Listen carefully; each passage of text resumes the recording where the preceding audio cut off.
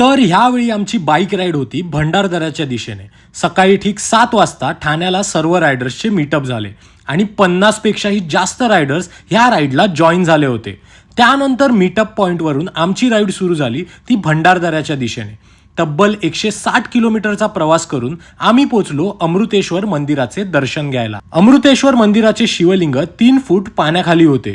मंदिराचे नक्षीकाम आणि वास्तुरचना खूपच सुंदर होती। तुम्ही जर भंडारदराला जात असाल तर ह्या मंदिराचे दर्शन घ्यायला विसरू नका। त्याच सोबत मंदिराजवळ जाताना लवाळवाडी हे गाव लागते। ह्या गावात जाणारा रस्ता सुद्धा खूपच सुंदर आहे।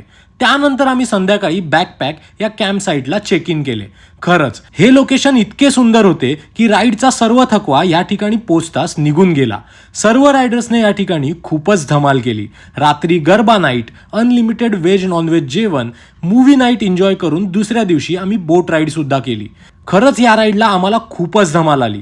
आता नेक्स्ट बाईक राईड आपली येत्या 10 ते 11 जानेवारीला महाराष्ट्रातील मिनी काश्मीर म्हणून ओळखल्या जाणाऱ्या महाबळेश्वर तापोळ्या या ठिकाणी होणार आहे। राईडच्या सर्व डिटेल्स मी कॅप्शनमध्ये दिल्या आहेत। तुम्हाला सुद्धा अशाच माझ्यासोबत ॲडव्हेंचरस राईड करायच्या असतील तर आत्ताच आपल्या पेजला फॉलो करा। चला तर मग भेटूया महाबळेश्वर राईडला।